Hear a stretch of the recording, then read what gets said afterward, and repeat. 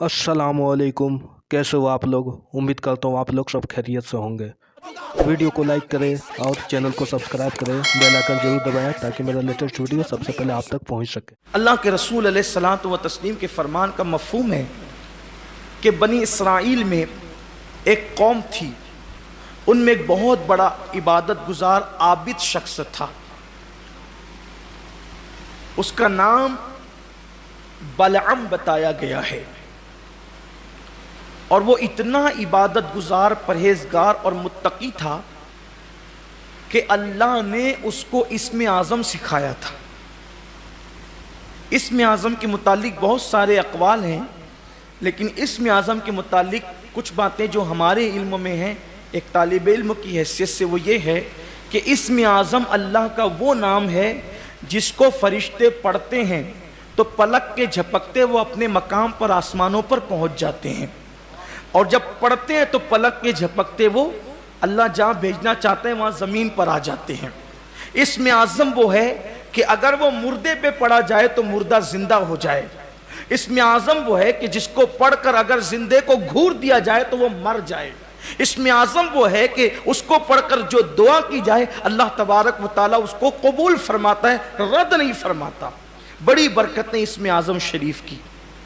इस्म आज़म का मतलब होता है सबसे बड़ा नाम। अब ये इस्म आज़म छुपाया गया है, सबको नहीं बताया गया है, इसलिए कि इस्म आज़म सबको बता दिया जाएगा तो घर के आंगन में कोई कचरा डालेगा तो भी वो इस्म आज़म पढ़ के घूर देगा, तो तब तो लोग मरते ही रहेंगे। यही तो होगा। तो कम ज़र्फ़ों को इस्म आज़म नहीं दिया जाता। यहाँ हमारे पास टाइम मुख्तसर है और चूँकि मैं पिछले हफ्ते भी आया था, कभी आज भी आ गया हूँ, सफ़र में था तो मैंने सोचा कि ट्रेन लेट हो जाएंगी, तो इसीलिए किसी मस्जिद वालों से वादा नहीं किया। सोचा कि जब भी पहुँचेंगे तो मरकज़ में पहुँच के नमाज़ पढ़ लेंगे, लेकिन खुदा के करम से वक्त पर आ गया तो मैंने सोचा कि चलें आपसे भी, आपकी भी कुछ खिदमत कर लें और आपकी दुआएँ ले लें। आपको बताऊँ, गौर करें, इस्म आज़म कम ज़र्फ़ों को नहीं सिखाया जाता, लेकिन बहुत जल्दी से गुजरता हूँ किसको सिखाया जाता। देखो,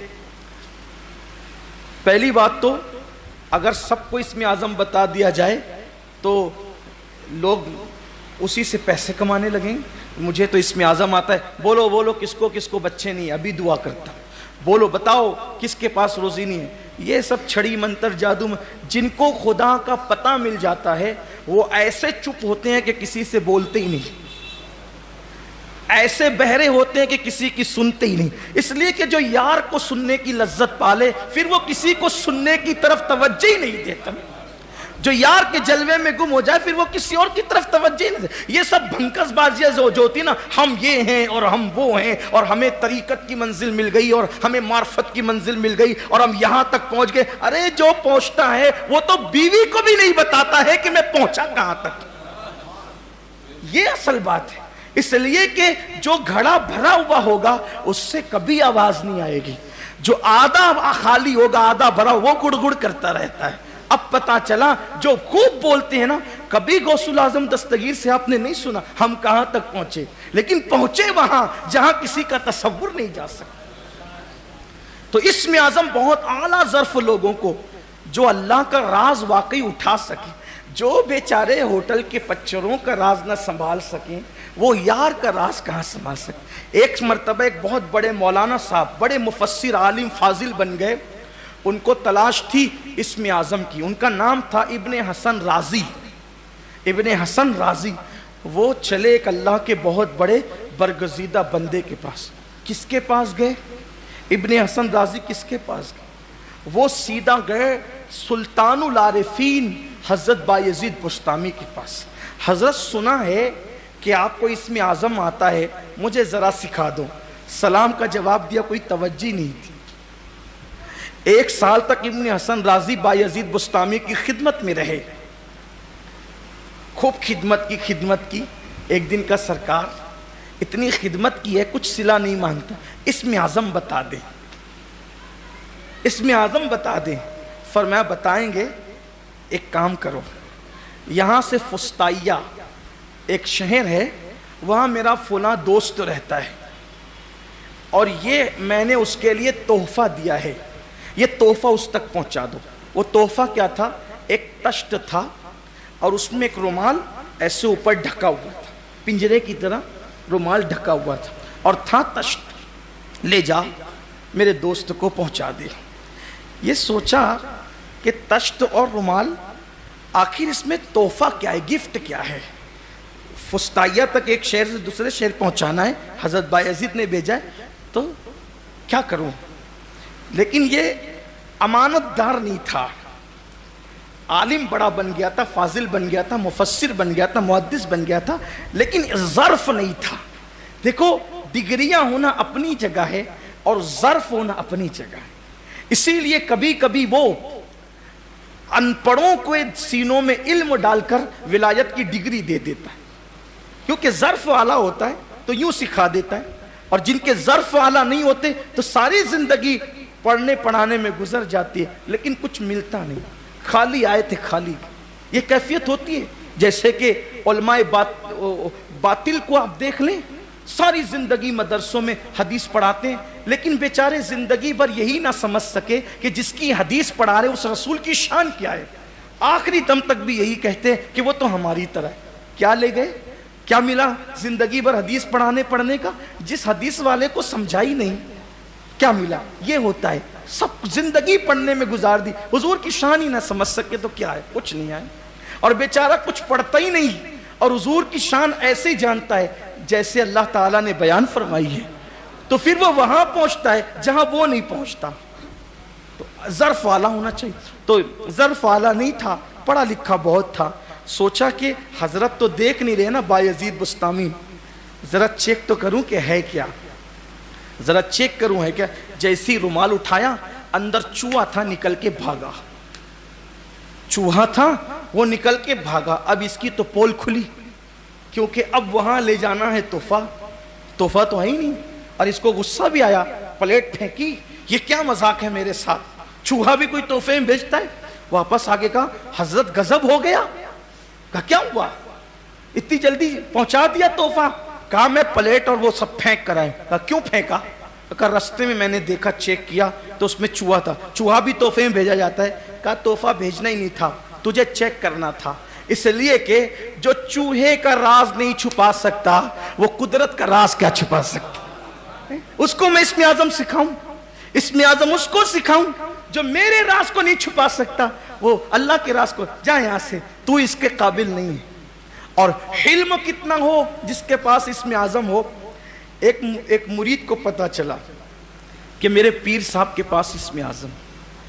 دیکھو پہلی بات، یہ جو ولایت اور یہ چیزیں جو ہوتی نا، یہ مانگنے اور سیکھنے والی نہیں ہوتی۔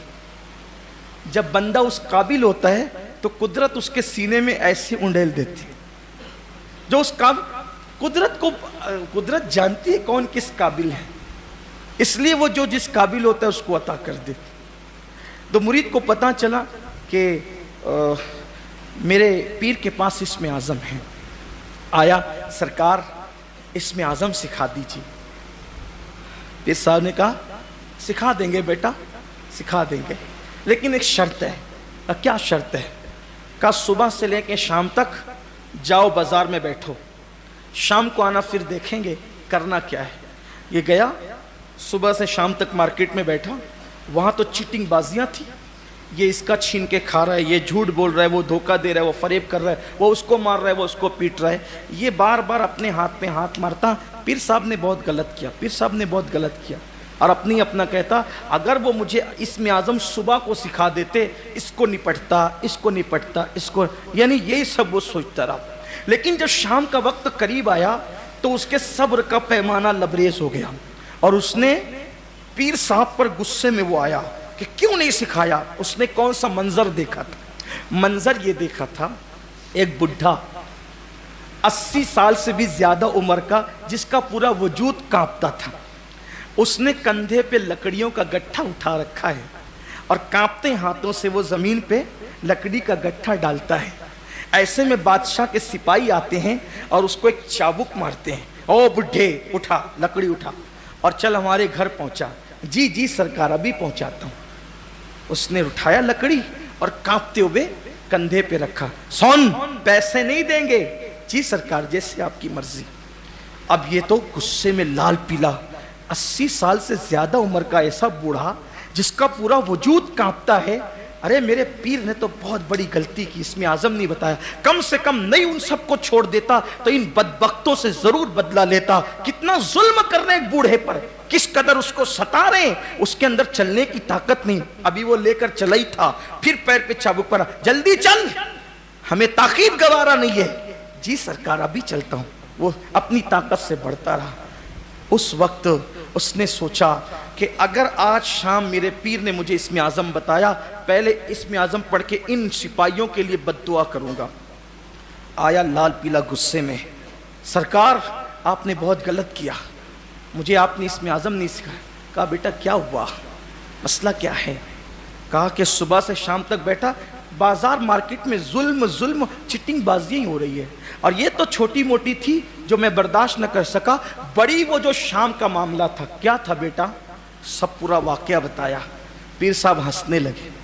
हजरत 80 साल के बूढ़े पे जुल्म बताता हूं और आप हंसते हैं? फरमाया बेटा वो जो 80 साल का बुढ़ा था ना, जो चाबुक खाए जा रहा था, उसी ने मुझे इसमें आजम सिखाया है। इसमें आजम उसी ने मुझे सिखाया है, वो कुतुब है इस दौर का।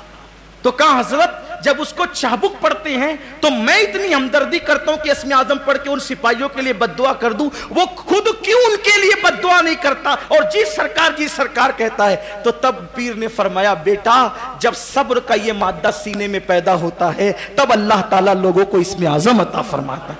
यानी अपनी जात के लिए बदला लेने का बिल्कुल इंसान के दिलो दिमाग से ख्याल ही निकल जाए, तब अल्लाह ताला इसमें आजम सिखाता है। अब बताएं कौन है ऐसा? हुजूर पर तीर बरसते हैं ओहद की जंग में, चेहरा जख्मी होता है और हुजूर हाथ उठा के कहते हैं अल्लाहुम्मा हदी कौमी फइन्नहु ला यालमून, ए अल्लाह मेरी कौम को हिदायत अता फरमा, ये मुझे नहीं पहचान। ये अंदाज होता। अब पता चला इसमें आजम किसे कहते हैं और इसमें आजम मिलता किसे है।